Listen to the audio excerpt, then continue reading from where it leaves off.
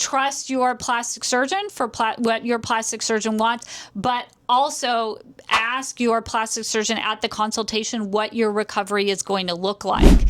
Allow yourself to recover. Allow yourself this time. Like I said earlier, the one time you have been people pleasing since you were 6 years old. It's time to let people please you.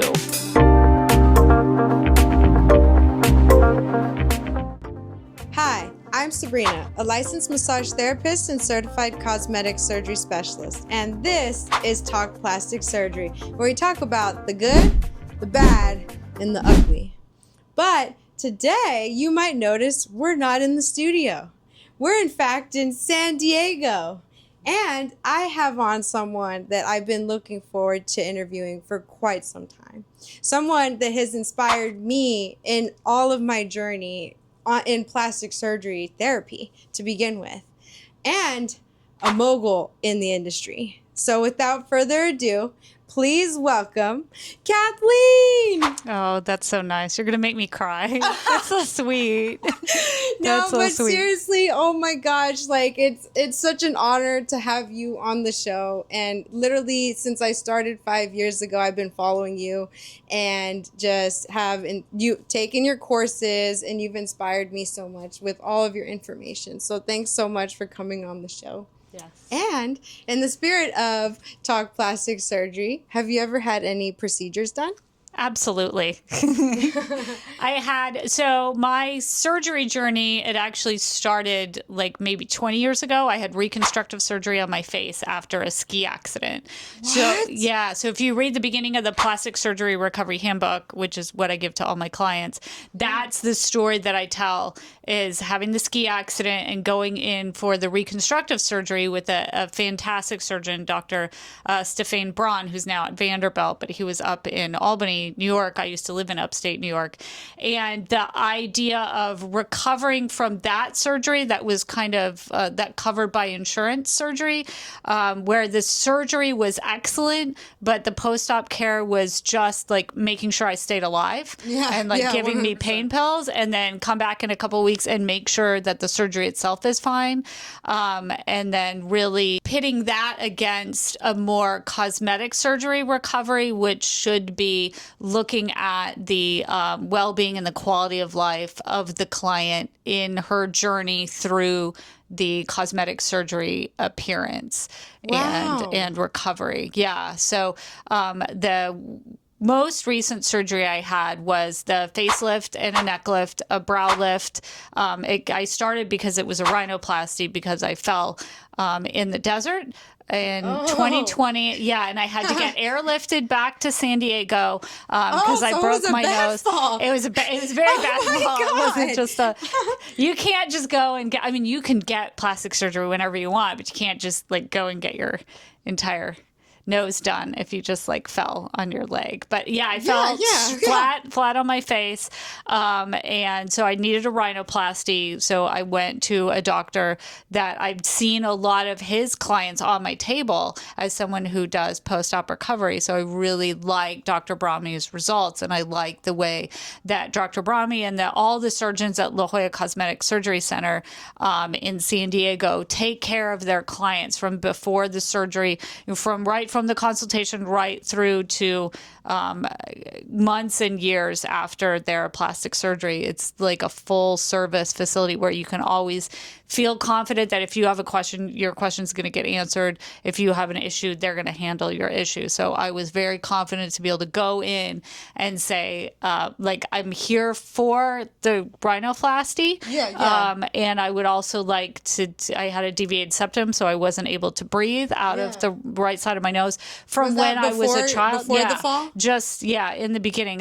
My nose was kind of crooked growing up. Yeah. I had a deviated septum, but this was going to be my chance that I could finally quote, whatever mental helps you to decide to have all the surgery. I was like, well, me breaking my nose, I can go in and get a rhinoplasty and finally fix it. And a septoplasty, let's just, it was broken. Let's just fix it all. This is my opportunity. Yeah, I have the finances. It was during the pandemic, so I can take the time off to recover.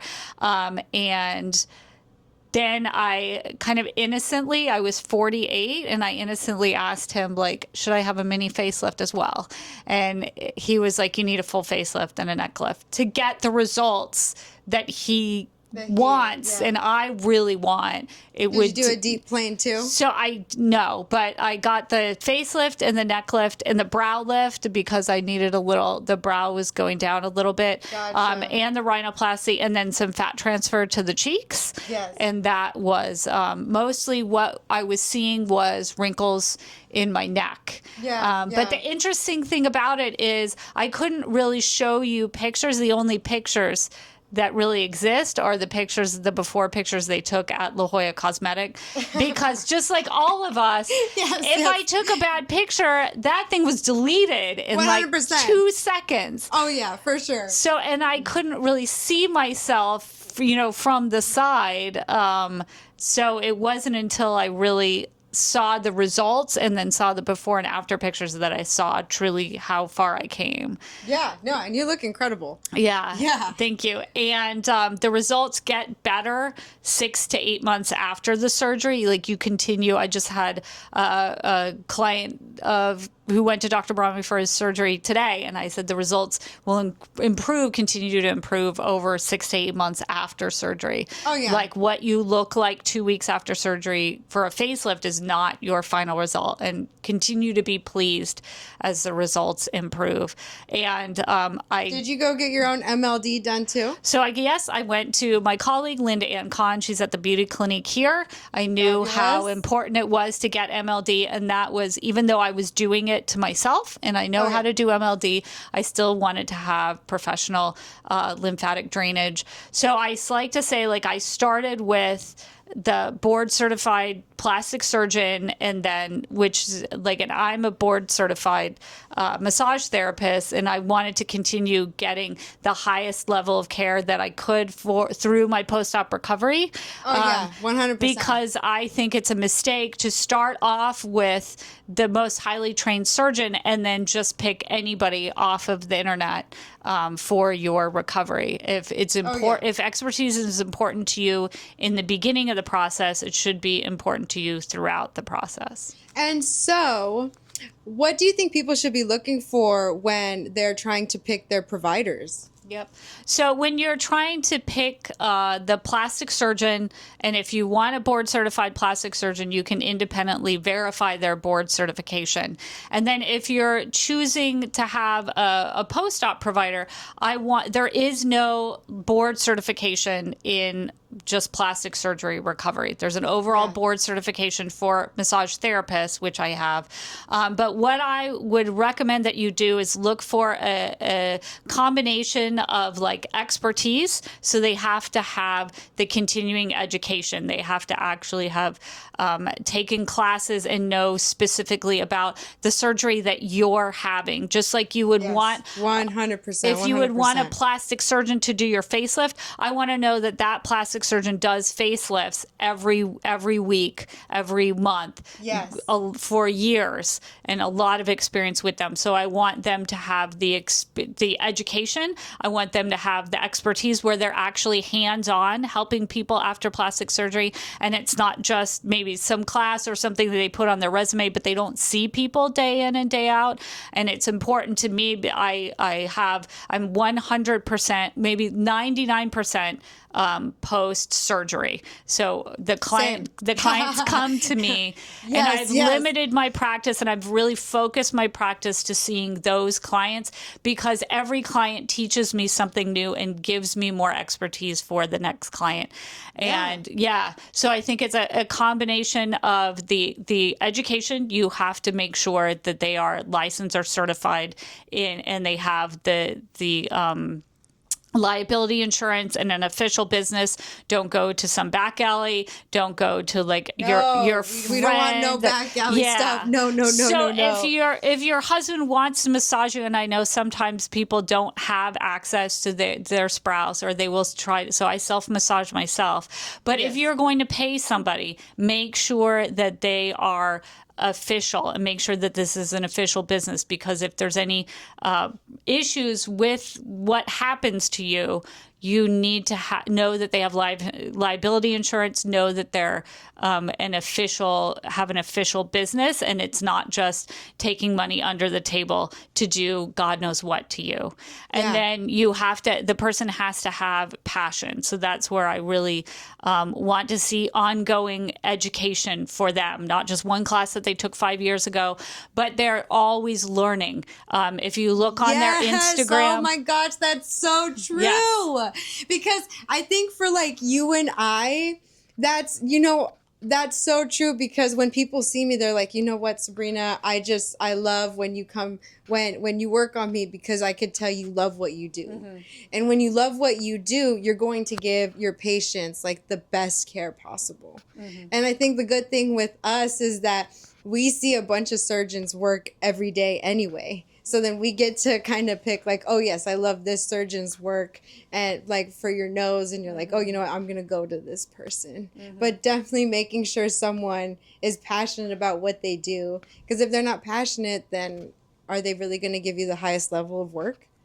Yeah. They have to walk the walk and talk the talk. Yes. If they're actually going to become better year after year, they have to remain interested. They have to be going to conferences, taking webinars, learning and sharing their knowledge with others is very important, because it's kind of disheartening to go to somebody's Instagram or somebody's website or social media, and the only 3 clues you have that they might help you are that they have the words manual, lymphatic, and drainage on their website.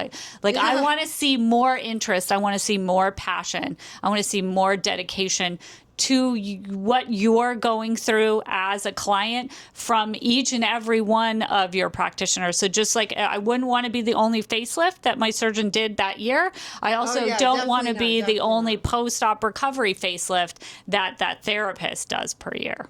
Oh, yeah, 100%. And so in choosing your surgeon, does he only do facelift, or does he do like other types of surgeries? Yeah, so Dr. Brahmi is a special guy. He's double board certified. He does an amazing, immaculate tummy tuck. Some of the most amazing tummy tuck work I've ever seen. Like a tummy tuck where they come to me and there's like no swelling. There's no pouches of swelling. And they're like, oh, yeah, it's been like 2 weeks. And I was like, oh, well, but of course, because when I see Dr. Brahmi and a tummy tuck, I was like, this is going to be easy. Like, this lady's going to be just like, oh, I want to do everything for my recovery. And doctor said to come here. So I know I've never been shocked by anything that I've seen in his surgery. And it's just because he has so much education, so much expertise. I believe he's a 2nd-generation doctor in his family. It's just something. I love that. Yeah. Like, that's so cool. I think if you look on the website, I think it's him that there's a picture of him like playing with a stethoscope as a child. Like, that's just somebody that was born to do my facelift. So I'm so glad. Yes, that's exactly what you want. You want someone that you know is born to do it. And did you get a personable experience when you went with him too? Absolutely. Yeah. So I already knew of him, but I really love La Jolla Cosmetic because of the way that they treat all their patients. Like, you come in, the lady at the front desk is friendly, and they're friendly to you both before you pay the deposit and after you pay the deposit. They're friendly to you both before the surgery and after the surgery. And you hear there's plenty of places in the United States where they're friendly to you until they get your money, and then they ghost you, and then you cannot get any answers. And that's the thing, which is most frustrating. I want you, if you're choosing a surgeon, to ask other people who have had surgery with that surgeon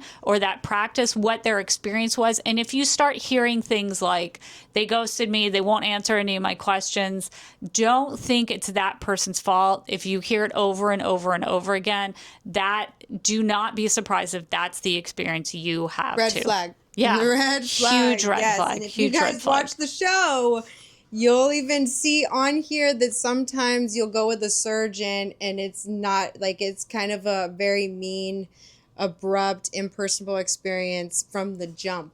Mm-hmm. And that's a super red flag. And actually, one of my patients even said, if they treat you like that before you go in, they're probably going to treat you like that when you come out. Yeah. So definitely when I'm looking for a surgeon, I want the top tier care. I want to feel like you actually care about what I want to get done to my body. Yeah. And Yeah. so on that note, when you were deciding on having your surgery with the knowledge that you have in your background, how did that kind of affect your aftercare? So I knew, and that was interesting, even though he knew that I was the massage therapist that he would refer people to, we still had that piece of conversation in his consultation, which I'll have to give him a thumbs up because he could have easily skipped that because he thought, Kathleen knows what she's doing. But he did talk to me about possibly having a nurse, somebody stay the night with me or the first 2 nights. So there's a couple options. You could go home and have family take care of you, or you could find somebody with a medical background to take care of you and then either recuperate at your home or recuperate at a nearby hotel. So I chose, it was a lot shorter to get to the hotel. There was 2 flights of stairs to where we were living in our condo. So I said, let's just do the hotel. I will take somebody with nurse experience and have them stay overnight with me just to make sure that I'm fine. And then I knew that was such a peace of mind for me because she was driving me to the hotel. She was able to be texting and contacting the doctor if there was anything. She was taking my blood pressure. She was dispensing the medications. There was someone else that was there. Like she was making sure when I walked around that we were walking around, that I was sleeping. Yeah. And it's really good because my husband doesn't do too well with tubes and operations, and you have drains. Most of the husbands don't. Yeah, you have drains after you have a tummy tuck, so I didn't want to put all that on his shoulders. Yeah. So I said, he can come, and he'll see that I'm alive, and he'll know what room I'm in, and then he can go home and take care of the house, and then he can come the next day when, the staff leaves, and then he can take care of me. But for the first night, I wanted somebody to know and then be able to immediately react if they saw that anything was wrong. Because my husband wouldn't know what's right and what's normal and what's wrong right after surgery. Yeah, and you're recovering. So you're also just trying to heal on your own. Yes. And although we know the signs of certain things, like we need someone else to help us. Did that nurse, was that associated with your plastic surgeon, or did you find them on your own? Yes, she was on staff at the plastic surgeon. Oh, that's incredible that they even offer that. Yeah. That is so incredible. And so, how long have you been a massage therapist for? It's been about 10 years this January that I walked into massage school. Actually, in a boot. I remember I had... Oh my gosh, 10 years? I had a boot 10 years ago. That's incredible. I clomped my way into the first day of massage school. And I went through massage school and then continuing education ever since that. I've actually never stopped learning. I never actually stepped out of the massage school really because I graduated and then I started teaching the meditation course later that year. And so, so I was able to course? So it was they had a holistic health practitioner and I think associate's degrees out there. So there was an upper level course, communication course was on mindfulness. So we did mindfulness and then we did you interviewed another massage therapy on how they incorporated mindfulness into their practice. And just I love that. That's so important. Shared a lot of self-care practices because our mindfulness as massage therapists helps us with our clinician presence, how we're presenting 100%, ourselves, 100%. How we're interacting, and then our intuition, because intuition is part of it is that your eyes are open and your ears are open and your senses are open to see what's happening non-verbally with the client and allow that to be included in what you're looking at to make your clinical judgment on what you're going to do. And if because it's not just about what you do with your hands. Massage is a lot more than just she touched me with her hand and this stroke and that stroke and then there was this like the machines, like, and that is why like a massage machine will never replace an actual human being talking to you and being in a relationship with you.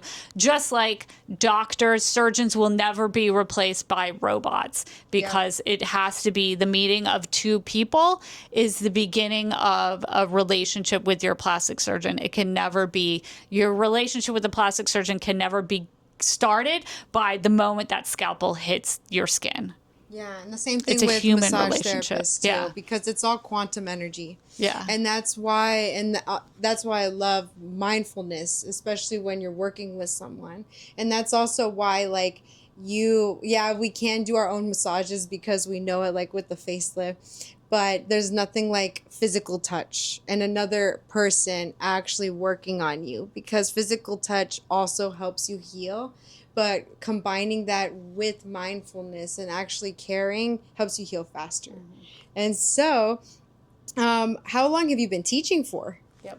So I did my first class in 2019. I'm an NCB TMB approved education provider, so I give continuing education, and my school is now 100% online. It has over 4,000 students, and it teaches, I think I have like 20 different offerings. Yes. I've taken some of them. Yes. Such a good course to take, especially if you're a massage therapist watching this. Such good information. Yes. And so, and you also have like a massage person list, right? Like a massage therapist list on your website? Yes, of people who have, if you finish the plastic surgery recovery and fibrosis massage class, and you want to get added, so they have to ask to be added on the list. You want people to know that this is something that you do for after liposuction, Brazilian butt lift. I have a nationwide directory, which is actually worldwide, because there's people from other countries who take the class as well. Yeah. And that's a really great resource. And I kind of put that directory out there because as someone who's on Instagram and on TikTok, I'd have just people asking me constantly, who do you know that can help me in Kansas? Who do you know that can help me in Nebraska? What about Miami? What about Texas? What about LA? And so I just said, I can put together a directory. And then if someone comes and they follow me on Instagram and they want help with planning their surgery, they can go and find a local practitioner in that directory. And you know what's actually so cool? I use your directory all the time with my patients. So whenever someone from another state, they come in and they're like a tourist patient, I'm like, I actually can find you someone. Here's Kathleen's directory. And then we end up finding someone. I look through their profile too to see if they meet like our criteria, like the multiple education, like continuing educations and whatnot. And I'm like, look, this person seems good, go with this person. So I'm super grateful for your directory and all of that. And so what inspired you to start teaching? Yeah. I had seen all the ways that I was gathering information as a lymphedema therapist, because I took class. So I graduated from massage school, and then I took oncology massage class and did my first in-person massaging in Moore's Cancer Center at the infusion room. And then that learned, as a result of oncology massage, I learned about manual lymphatic drainage, that would be, if someone had lymphedema or is at risk for lymphedema, you should be giving them manual lymphatic drainage on that core of their body, that quadrant of their body. And then once you have the hands-on with manual lymphatic drainage, you can go to the class 135 hours with close training to get your certified lymphedema therapist. And that's what it's called. So I became a lymphedema therapist, and I was then going to all these conferences and seeing all these webinars and taking all this continuing education around lymphedema therapy, and noticing that in lymphedema, when the swelling is there for a while, then fibrosis, the scar tissue, starts to come in to the area. And they had a lot of techniques on how to reduce fibrosis. And I started seeing fibrosis coming in my liposuction clients, and I was using some of the techniques that I'd learned in all these conferences, but the amount of massage therapists, that our lymphedema therapist is so small that I was kind of scared that like this is never going to make the jump and help more people, because you would really have to get your CLT, and then you would have to go to all these classes and like learn for 3 years, and then understand what the stages of wound healing are, and understanding what's actually going on with fibrosis, and then applying some ideas. And there was a lot of just like lack of understanding about fibrosis. So I said, I will put together the science behind why I do what I do and put it into a class so other people can have access to this. Because I'm always getting, which I'm sure you get the question too, like, how do I get started? Like, can I pick your brain? Can I take you to coffee?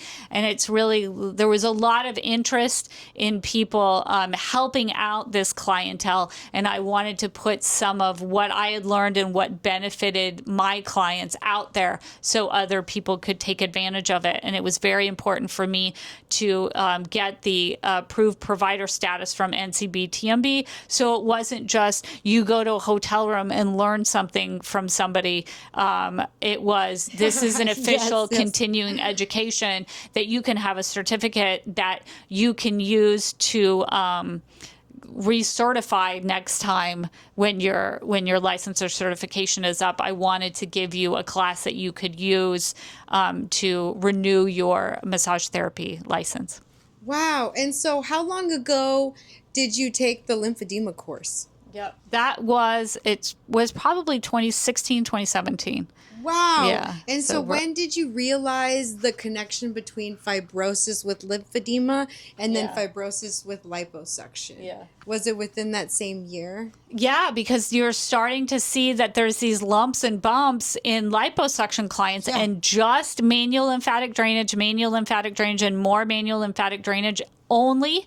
Light touch is not going to help them with deeper touch. And you learn that you learn that as a lymphedema therapist. At some point, you have to use more techniques. Like in my CLT class, they gave us pieces of DICEM and they talked about fibrosis. But we need to know that we need more tools in our toolbox to help address the scar tissue in clients, because clients don't just want their swelling reduced, like reducing the fibrosis and helping to smooth out the lumps and bumps and softening up the hardness gets them to improve their quality of life and gets them to the recovery that they want. Yeah, exactly. And so that is so fascinating that you bring that up, because fibrosis is a very common complication when it comes to cosmetic surgery. And even when I was working with some patients who have lymphedema and lipedema, then you notice their stagnant inflammation becoming hard and fibrotic. And even if you're going super light, it doesn't dig deeper into what that scar tissue really needs. So what kind of tools in your toolbox do you love to use to break up scar tissue like fibrosis? Yeah.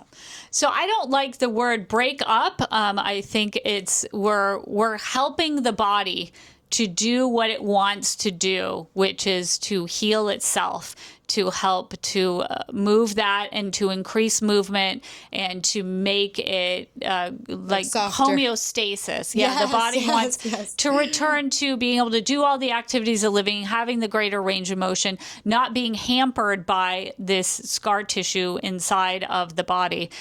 So I'll use my hands. It's and I talk about it in class, that there's not just, it's kind of an inside baseball with massage therapists. Like there's not just like one stroke for deep tissue and like one thing you do for a Swedish.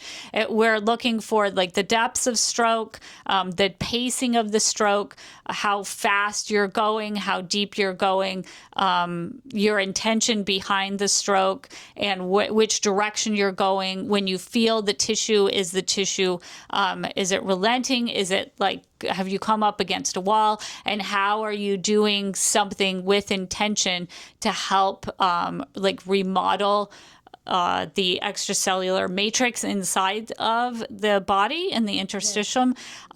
So it's all the different ways that you can manipulate your massage stroke to help.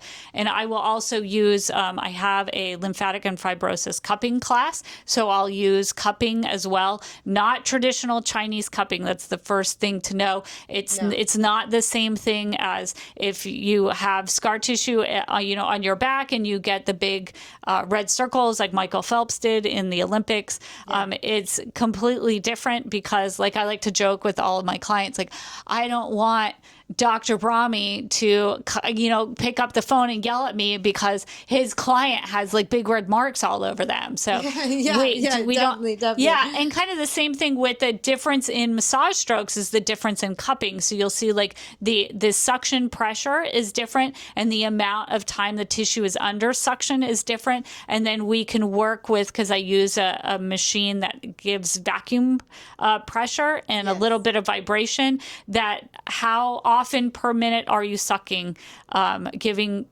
negative decompression, and then how often, how many seconds each time is the suction happening before it lets go. And then, so we'll play around with that. And it really is each individual client, I meet the tissue where it is that day. And my goal is I can feel. So you do in manual lymphatic drainage, you do like deep abdominal work where you press down on the abdomen as they're breathing in and out. I take note in my head of the tissue extensibility, like how hard do I have to press before I get where I want to be with the abdomen, before and then after. And you can see a difference in the tissue extensibility. The tissue is actually moving easier after you do your massage therapy technique. Like that's how you as a massage therapist know you're making a difference. Like that's your little victory. And breath work, right? Yes. Yep. Honestly, that's one tool I've loved to use with my patients too, is deep breath work while they're breathing and I'm also breathing too, and we're actually feeling everything moving and feeling it finally relaxing. So do you feel like you can have a cookie cutter massage in this industry? I mean, not our corner of the profession. That's exactly. at the beginning. So my only real cookie cutter massage I'll get is their very first massage is usually like 90% manual lymphatic drainage. And 100%. I'll do light touch. And what I'm focused on then is like, where do I feel any swelling? So maybe even then it's not cookie cutter work because we're customizing, but like there's a protocol and then you work within the protocol, but then it's far less baking and far more like cooking. So you add the spices to taste in the dish. And if I taste the dish and it's not spicy enough, then you add our spices of our different protocols. And it's much more like that than just following a recipe and then getting to the end, because this is like, that's the whole point of plastic surgery, is that our clients have been following a recipe and not getting to their results for years. And that's what brought them to the plastic surgeon's office, because I dieted and it didn't work. I did all this exercise and I still have this, this bulge of fat here. Like I put all the lotions on my face and I still have extra skin. So we can't be like shoving some cookie cutter. I did a weekend class and now I think I have a certification and I'm the expert at everything, and just doing things one way. I love that. Exactly. And that's really when you lose a lot of clients. If you have a cookie cutter approach, you tend to lose a lot of clients. You will not get as many rebooks because they can tell that you're not doing as much as you could because you don't have enough tools in your toolbox. Like that's where the cookie cutter comes in. Is if you only have one tool, like if you only have a hammer, everything looks like a nail, and your solution is always hammering. And that's such a good good analogy. Right? Yeah, such a good analogy. That's why I like this again. And we talked about in the beginning that it has to be passion, that it has to be continuing education, because this year I have more tools in my toolbox than I did last year. With every client, I learn something new. And I take that and learning to the next client. And you can see it in my Instagram, because every time I answer a question and I get feedback from the people on my Instagram, I learn more. So I know a lot more about the varying levels of pain after liposuction, the amazing varying levels of pain after tummy tuck, because I hear all of the clients that are on my Instagram giving their feedback. And it's such a blessing that it's gotten to the point on my Instagram and TikTok that now the followers are like helping each other in the comment section. Yes, I love that about your page. They're sharing knowledge with one another. And that is, it's an amazing learning experience just by itself, is to be learning from my Instagram account and the questions and answers. Because for the new therapist, these are the questions and answers that you will get in your office every day. Yeah. And if you could, the more feedback and I can hear globally about what people's experiences are, the more I can share with my clients and give them peace of mind that what they're going through with their recovery is natural and normal. Yeah. And on that note, how do you feel about incisional drainage? So it's out of my scope of practice. And I like to stay within my scope of practice. It is the practice of medicine. And New Jersey has shown that over and over again with these lawsuits and these therapists losing their licenses, having their licenses suspended. And this is heartbreaking to me, because they went through the same school as I did, and they spent tens of thousands of dollars on their education and started their business. And that was what was going to help them in their retirement. And this is their passion to help other people.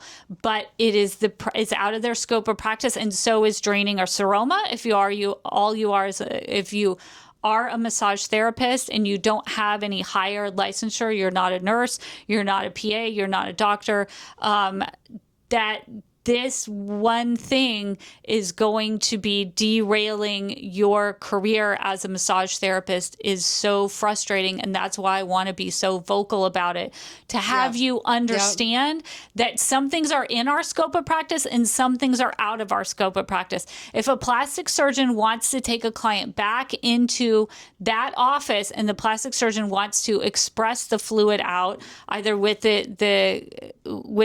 hand, like however they want to do, or they want to do it with the syringe, like that is part of their expertise as that medical professional, but it's not part of my expertise as a massage therapist. And I have always been, and sometimes I've gotten blowback from it online, like, Kathleen, why don't you do more?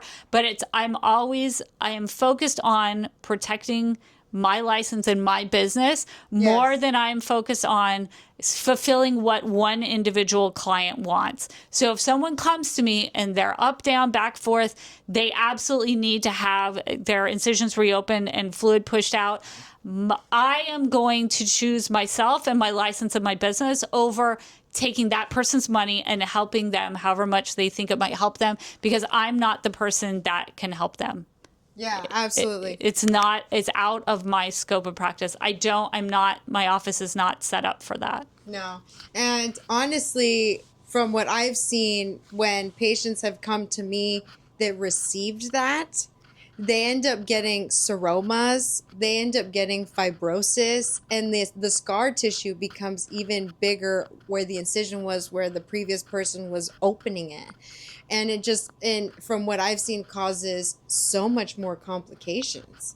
So that's why I feel like it shouldn't be done, What is your opinion on it? And I think there's a lot of heated conversation on both sides of it. And from me talking about it so openly about how it's not the practice of manual lymphatic drainage, and trying to patiently explain again what manual lymphatic drainage is, invite you to go to PubMed, invite you to go to, even now, like if people don't like PubMed, like you can go to ChatGPT, and ChatGPT will tell you what manual lymphatic drainage is. And it's not reopening incisions and pushing fluid out. That's not a form of massage. And New Jersey will let you know via lawsuit that it is not, that manual lymphatic drainage is not within your scope of practice. But I think that it's frustrating because I will see people commenting and saying, oh, no, this is, you have to get that, and it has to be painful because that's part of recovery. And if you don't get that, you're going to get fibrosis, you're going to get seromas, like just this crazy thing. And neither thing can be proven. Like there is no study on either side. And it's very frustrating because people are told flatly to their face that this is necessary after their operation. And I would say if it's necessary after your operation, it's your plastic surgeon's responsibility to find you someone who's properly licensed to perform that for you if that is necessary for their operation to be a success. What I don't like to see is someone who's like left to finding somebody on Google by themselves, and the plastic surgeon doesn't give them the resource if the plastic surgeon insists that is what they need. And I know there are some plastic surgeons that have it and it's inside of their office. So yeah, I've seen that too. Yeah. And do you think that is a beneficial treatment? It's out of my scope of practice. So yeah. I would say trust your plastic surgeon for what your plastic surgeon wants, but also ask your plastic surgeon at the consultation what your recovery is going to look like. And I would find value in knowing if a plastic surgeon wanted you to have that, but also find value in you knowing that the plastic surgeon was like, oh yeah, you don't have to have any kind of compression or any massages. Like, don't worry about it. Like, just go home and everything will be fine. So for the wide spectrum of what it is, I think it's a part of your recovery is to understand what the plastic surgeon needs you to do for your recovery and be able to accept the whole plan and not just accept, I'll be at a surgery center at 7:30 in the morning on Friday, because that is not the whole plan for your recovery. If the rest of the plan for your recovery is that you have to buy 3 fajas and that you have to have 20 massages, you need to understand that before you put the deposit down for the surgery, so you have the money so you can afford it for the recovery. And so you understand what the surgeon wants you to go throughout it. And you understand where the pain medication is and what pain medication you have to take, and get that pain medication before you have the surgery on hand so you can have your best recovery. 100%. And so what, in your opinion, is the best type of garments and compression garments that patients should wear when they get out of surgery and throughout their recovery as well? Yep. I always say it's the one that fits. It's the one that fits you correctly, because there is no one. Do I have brands that I think are great? Yes. Do I have brands that the surgeon puts you in and people love them? And if you come in with a faja on and that one's a little loose and you want to size down, I'll say absolutely you can have the next one in a size smaller if this one fits you correctly. But what I've seen is not brand specific. It's usually measurement specific. Yeah. So it will be the torso is too long, and then the fabric is bunching, and then it's the compression of the fabric is forming an indent, and then you're having a weird indent in your skin. I see with fajas. Time, yes. The torso is too short, and then you have a couple inches under the bra that don't have this compression on them, and then we're pushing all the swelling up, so you have like right inferior to the mammary fold, you have like this extra swelling here because the area is not being evenly compressed. If you go into the smaller size, particularly in some brands of fajas, which is kind of frustrating and a little bit surprising, that they will have so much compression on the thighs, because I think in 2017, 2016, 2018, people did get thigh liposuction. They got 360 plus thighs, and I really don't see that much of it anymore. But if a garment has thigh level compression, as if the person had liposuction on their thighs, it will be too tight for them. And then they get into where they're in a size where it fits good on the waist, but it's too tight on the thighs. They can't get it over their hips. They just had a Brazilian butt lift. They are not going to wear that garment. You could give it to them, but they're going to tell me is they're going to text me like once an hour for every day. Like, is it too tight on my butt? Is it too tight? Am I hurting my fat transfer? Is it too tight? What do I do? Yeah. So I'd like you to have a garment that fits in that area. It's not too tight in the legs, because if it's too tight in the legs and then your feet and your ankles start swelling because it's refluxing, because here is your tourniquet in the fabric, it's too tight and you're not going to wear it. If it's the wrong size in the torso, either we're getting lines across your body or we're getting incorrect compression. If the butt is too tight, which I don't, just faja garment makers, make a huge butt. Like, make a roomy butt. Yeah, zero compression on the booty, please. Make a roomy butt. There is roomy butt. No one ever came to me and said, there's not enough compression in my butt after my BBL. Everyone comes to say, I think there's too much compression. Can I cut it with a pair of scissors? And then once I've actually seen that. If you're taking a pair of scissors to your compression, it's the wrong compression. Yeah. We need to get you a better garment. Yes, definitely, definitely. And so when you are working with your patients, what kind of nutrition advice do you give them when they are going on their journey? Yep. So what I love is that I searched high and low, and I found Kylie, and she's a plastic surgery. She's a registered dietitian that specializes in plastic surgery. So she is someone that can take that consult and really give them the soup to nuts and really deeply understand what type of nutrition they need, especially if they have wounds and they have wound healing. She's an excellent resource. That's why you'll see me talk about her all the time on Instagram. And I also have, for wounds, if someone had a wound, I have Heather Flexer. She's a PT. She's in upstate New York, where I used to live. And she is her name Better Wounds? Yes. Yeah. Oh my Heather. God. Yep. Yes, I know her. Yep. Awesome. And she's she's fantastic. We used to live in the same town in upstate New York. I don't think probably at the same time, but we used to live I used to live in Troy, New York. And what a small world. It is a small world. Yes. And we did a podcast together maybe like 11, 10, maybe 8 years ago. We did a long time ago. Somewhere out there is me and Heather together.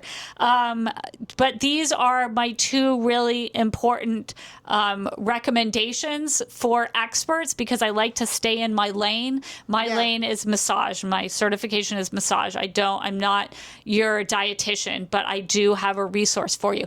So that being said, we do know the obvious things that your surgeon probably talked to you about before you could even ask me the question. The big one is salt.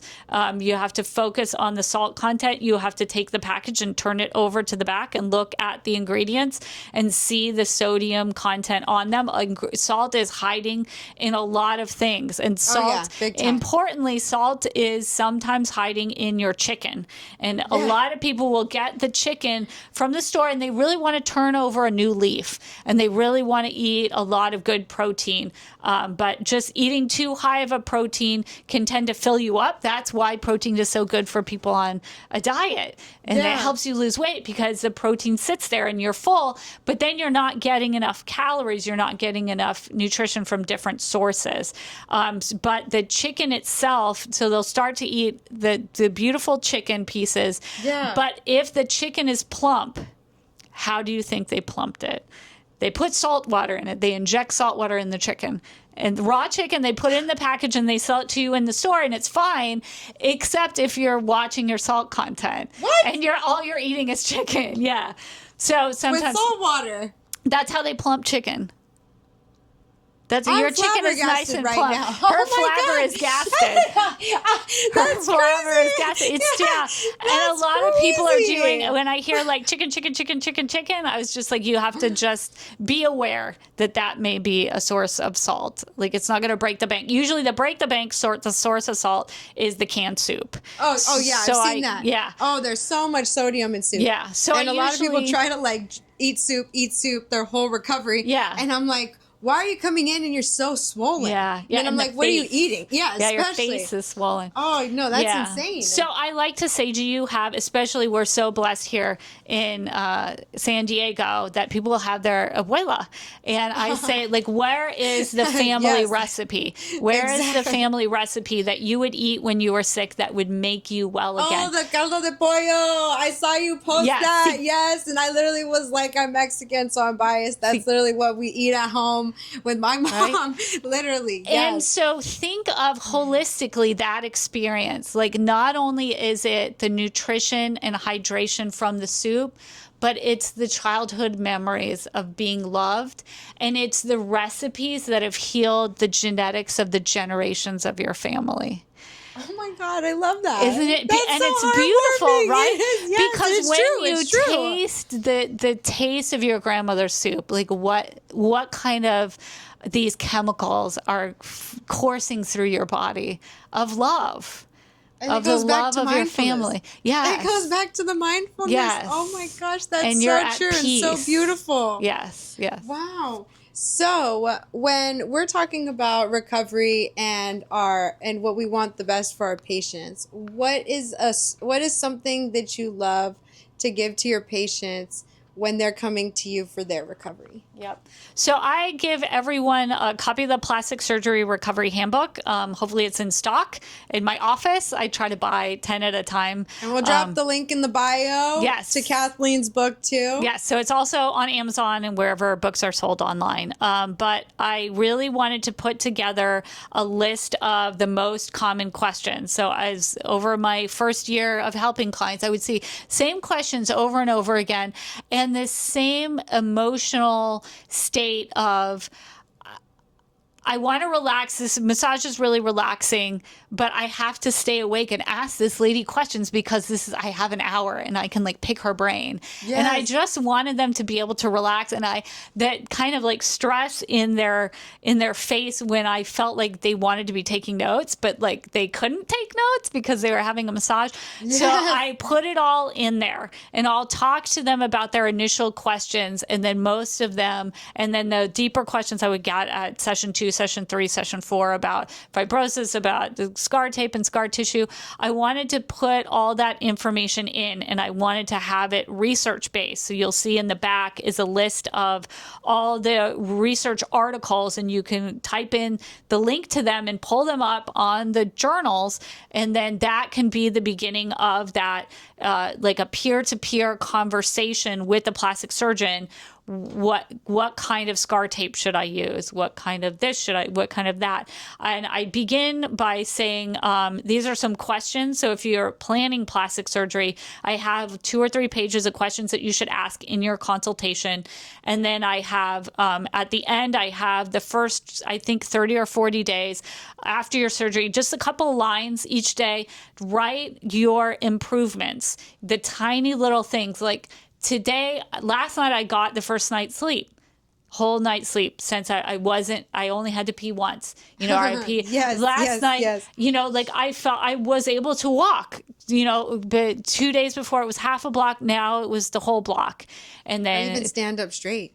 Yeah, the little goals, because so much in surgery at that 2-week, at that 3-week mark, we're just like exhausted. Yeah. We do not see enough improvement. We don't think anything's going right. And to be able to look back at the first month, the first 3 weeks of that journal and say, oh my gosh, like I couldn't walk to my mailbox and now I really am making improvements. And then a lot of people will ask me, what are some things I can do for lymphatic drainage besides have MLD? So I put the list of things that they can do themselves for lymphatic drainage, which includes like the diaphragmatic breathing and other exercises, other things that they can do in between their massages, whether it's like for lymphatics or for fibrosis. I give them kind of little ideas for homework. What can they do in between their fibrosis massages? A lot of people will ask, how do I put the foams and the board inside my compression?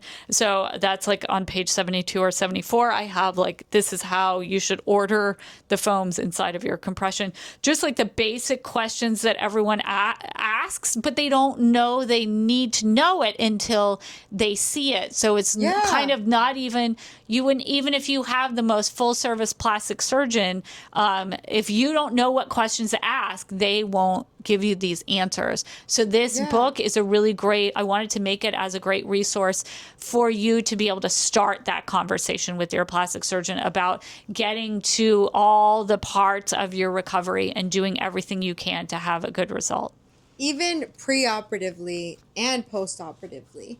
Because one thing I do notice too with my patients is that even if you told them everything that is in your book, we only really take like 10% of the information, and at the end of the day, like they're going to ask these questions again. Mm-hmm. So it's better to just take the book and read through it, and then if you are like, oh my gosh, I forgot what she said, you can go back, and it's such a great resource, such an excellent resource. So do you feel like exercise is a huge part of recovery as well? I do, and I think it's an even huger part of before the surgery. I love how you just mentioned what we call prehabilitation. So this is what I personally did, and I put a little bit of it online before my facelift and my neck lift, is I really got serious about my prehabilitation. I wanted to be in the best shape that I could when I stepped into the operating room. So I can already hear one of my surgeons that I love now, like, no one has to be in the best shape of their life before they get a Brazilian butt lift. So you don't have to be. I want to understand that there's a difference between the skinniest you can be and the best shape and focus on wellness that you can be. Those are healthy two different things. Yeah. And we're talking about wellness. Yes, so exercise, finding your own wellness and having your wellness set before you plan your plastic surgery, to me, is essential. If you don't have your wellness under control, you should not be booking in plastic surgery. You should understand. I 100% agree. 100% agree. Understand what you love about exercise, and understand, maybe more important, what derails you about exercise. Yes. When you fall off, when you haven't exercised in 3 weeks, why is that? We need to figure out what your plan B, what your plan C, what your plan D is, because I think the lack of understanding your self-awareness with what you put in your mouth and then your exercise is like the key to why people lose their results. 100%, yes. It's because they fell off, like life got in the way, and life will always get in the way, but we need to figure out how to work around life getting in the way. So I focused on my nutrition. I focused on starting to love salads, and get all my colors for all my nutrients, and really get it down to where this wasn't. It's always frustrating to me in my heart when I see people like start a brand new diet like after their plastic surgery, and then like get a lot of bloating and don't understand like how, and get tired of meal prep and stuff. Yeah. Because like starting after plastic surgery when you're exhausted, like instead the other option that I would provide was start 3 to 6 months before. Like really figure out what you love, get that nutrition, get your bodies, get your cells as healthy as possible, and get the exercise that you love and really practice that exercise. And so you have a plan when you're going and coming out of the operating room of when I get cleared at 3 weeks for exercise, I know where I'm going to go back to. A lot of people like yoga, like Pilates. How am I going to onboard the Pilates? Where is like the gentle Pilates or the at-home Pilates? How am I going to slowly get back into it? And it gives them something, especially like at 2 weeks. If you're real antsy, it gives you something to look forward to. Yes. Like, I'm going to get back into Pilates. And then that's how you keep your results with liposuction, with tummy tuck. And it's so true, because at the end of the day, you're changing your appearance, and you're doing it because you want to feel better about yourself and your skin. And if you don't change your lifestyle, if you're eating donuts, if you're eating fast food, and you go in and have these procedures done, you're not going to get the results that you want in the end.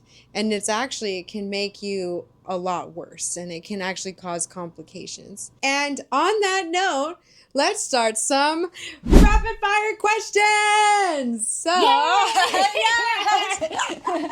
So fantastic. I'm terrified now. What are they? I love the rapid fire questions.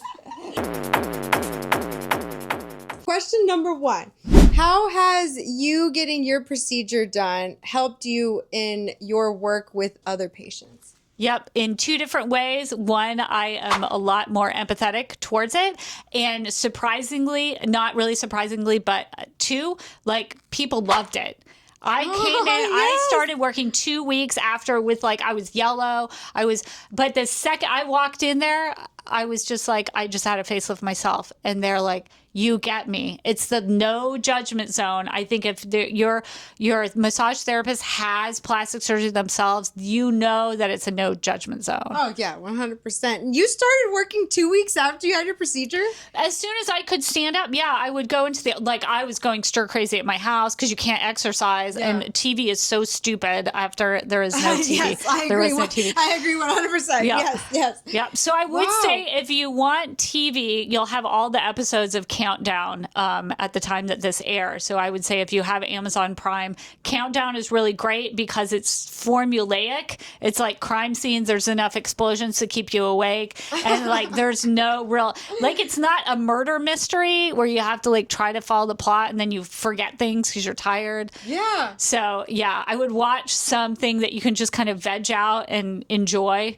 And I think people like the star of that, Jensen Ackles or something. He's apparently he's a heartthrob. So yeah, I just watch a little beefcake on TV. So we love a little beefcake sometimes, beefcake. right? Yeah, but I tore myself away from the TV, and I just had to get like back to work, and I did one massage a day, and that was fine. And the clients loved it because like they're bruised, I'm bruised, they're swollen, I'm swollen.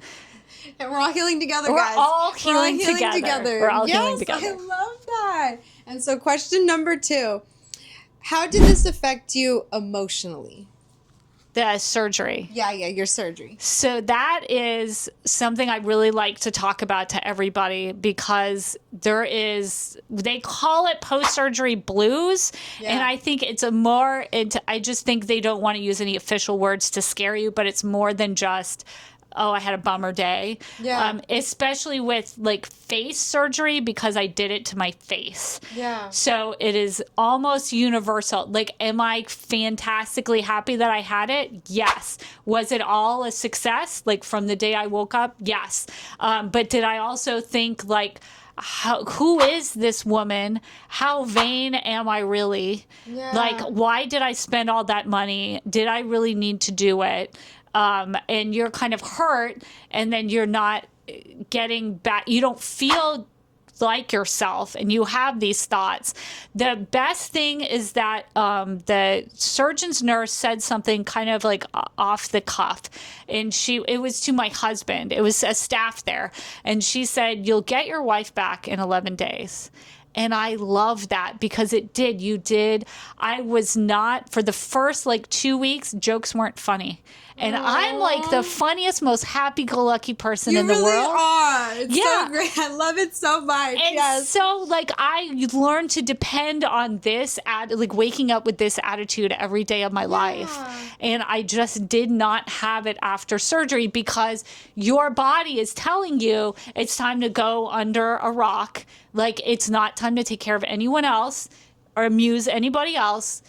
give to anybody else. It's time to go under a rock and heal yourself. Yes. And so I went under my proverbial blanket, which is my rock, and I just sat there and I let my husband do things for me. And I think that's so instrumental, is if you have family, if you have friends, let them come in, let them take care of you. You have taken care of everybody since you can remember. You are taking care of other people, and this is the world's chance to give back to you. So well said. So well said. And that's also why I say it's so good to have a good support system at home, because when you are going through this and you are going through a change, it is so emotional. This is such an emotional journey, and it's so beautiful. So well said.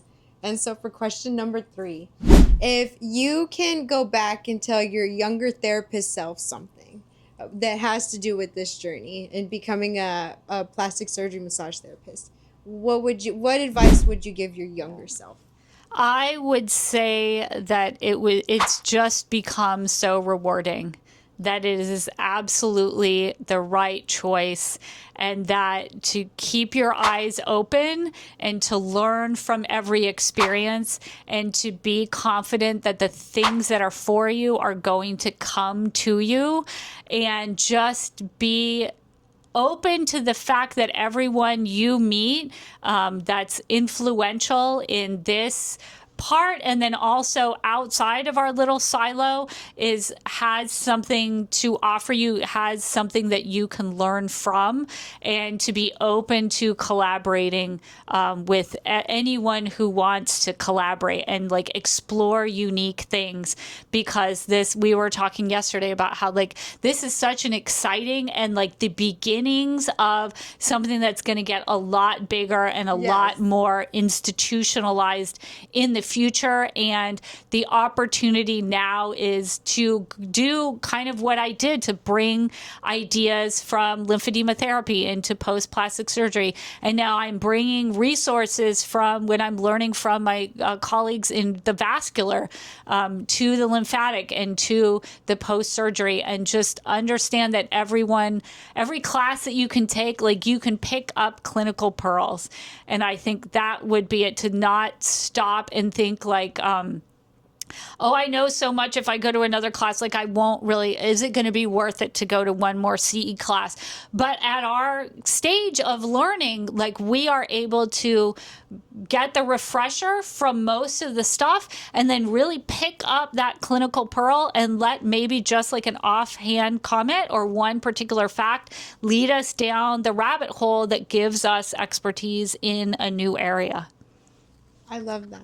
And that's why it's so important to always be continuing your education, especially in this field, because something that you learned last year, the science might have even changed to this year. And we're evolving and things are always changing. And so that's so beautiful. And for my last question that I ask everybody that comes on the show, if you have any advice to give to anybody who wants to have plastic surgery, what advice would you give them? I would say make sure that you have your wellness in hand, and then make sure that you have a list of questions that you want to ask your plastic surgeon at the consultation, because everything's going to go out of your head. That's not something that you can memorize. It's something that you want to have questions and answers down. Make sure that plastic surgeon is responsive to you. Make sure. Yes. In that, and there can be an argument made that some plastic surgeons they don't have a bedside manner, but they do have good plastic surgery expertise. But I think there's enough out there that you can find somebody that you would count as a friend. I know many well-placed, very highly placed plastic surgeons, that their advice to other plastic surgeons is don't operate on anyone that you wouldn't be friends with. And I think that's on the other side, don't let someone touch you with a scalpel that you don't trust, and that you 100%. Don't trust that their office will help you. It is never going to be worth the $1,000 that you save to go to somebody where there's no trust in your body with your chemicals in your body if you're dreading or fearing going into that plastic surgery because of the lack of trust. It's going to go on top of the stress that you already have going into the plastic surgery. Yeah. And understand that you can reduce the stress going into your plastic surgery with mindfulness, especially that first 2 or 3 days before surgery. Really get a mindfulness practice so you can practice it, so you can bring down those fight or flight chemicals and regulate your nervous system. You're going to have some anxiety because this is a big step in your life, but if you let it overwhelm you, you're not going to have an ideal surgery experience and recovery experience. My secret tip that I learned in class, prepare for surgery and heal faster, is as you're going into the operating room before they put the anesthesia on you, think of the most delicious meal that you want to eat, especially if it's off limits to you, like the juiciest hamburger, like the best meal, like exactly what you want. And that will get your physical body, your digestive system working as you go under anesthesia. And then research has found that when you come out from anesthesia, your digestive system will start working faster. Wow. Yes. And it's been proven in surveys. Yep. Oh my gosh, Yep. that's insane. I had no idea. And it's Yep. true because anesthesia can affect your stomach, and that's why Yes. sometimes people end up like with constipation Yes. and vomiting and all these Yeah. other things. Wow. So get that started. And even as you're coming out of surgery, think of that delicious meal. And that will help your digestive system get started faster. And then just when you book your consult with your plastic surgeon, when you book that surgery date, your very next phone call, well, your next phone call can be like to your mom, whoever is going to, going to like take care of your children. Yes. And then the phone call after that needs to be for your post-op care, to make sure you get the therapist that you want booked in far enough in advance. 100%. I had my consult in May, and that next phone call was to Linda Ann to book into December because I knew it was so close to the holidays that I wanted to make sure she was there. When you're in the consultation with the surgeon, and I heard a TikTok from a surgeon today talk about this, make sure you get crystal clear on what your limitations after surgery are, because oftentimes they're very vague. It's a very quick, like, oh, don't lift 10 pounds. Oh, don't lift, don't raise your hair. Don't raise your hands up above your head. But don't lift 10 pounds means you cannot pick up your toddler. No, you can't pick up your baby, can't pick up the baby carrier. Yeah. Don't lift 10 pounds means you cannot lift up a real heavy water can and water the plants outside. Or your dog, if your dog's more than 10 pounds. Yep. So you need to understand exactly what that means in day to day and how much people need to take up the slack. Because if you have, and I believe this was after a breast surgery and the implant moved because she did not do what the surgeons told her to do, and then that what necessitated another surgery. So you don't want another surgery. You don't want any complications with dehiscence, with the wound opening, with getting a seroma, because you did too much too soon, because the surgeon was just kind of telling you in general and you didn't start thinking about the specifics of what that means. So for a lot of people, that means if your children are young enough that they need your help, that someone else needs to step up, and they need to know that they need to step up. And that also doesn't mean, and I had a client that actually did this,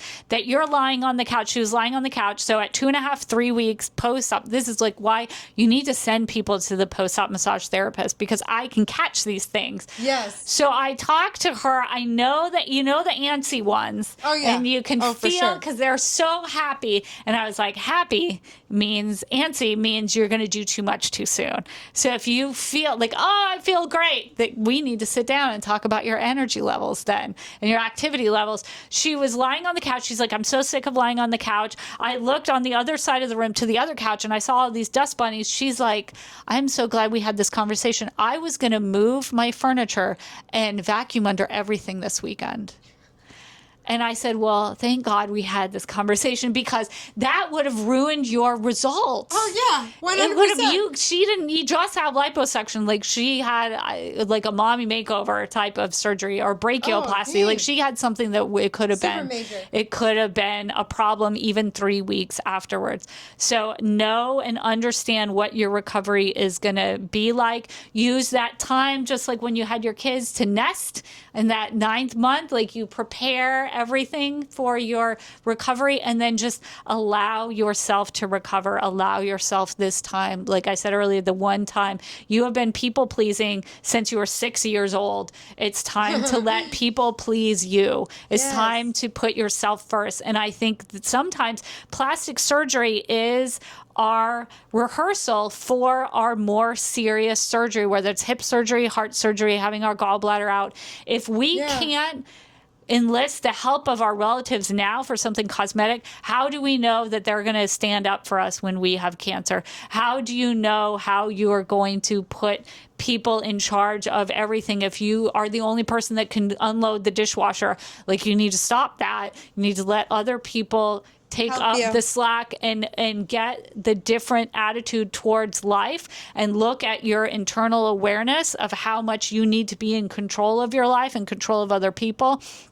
Because there's going to be a time not too far in the future when you're older and you don't have that opportunity. It is not voluntary like it is now. You're just going to have to let other people take care of you. So try it now. Live it now. Let other people take up the slack. And then maybe, like, kids do get to do the dishwasher for the rest of their life. Yes, you know, maybe this is what this is their going stepping to, stone. this So is mommy's stepping stone. Time to pick up the slack. Absolutely. But honestly, so well said, and such excellent advice to everyone who's watching. And on that note, guys, thank you so much for coming on the show. It has been so incredible. And like I said, you're a huge inspiration to me in this industry. I appreciate you coming on and sharing not only your experience with plastic surgery, but with your patients and your expertise. So thanks so much, Kathleen, for coming on the show. Yeah. Thank you, like, everybody. share, subscribe, hit the push notifications to stay tuned on all things plastic surgery. Bye.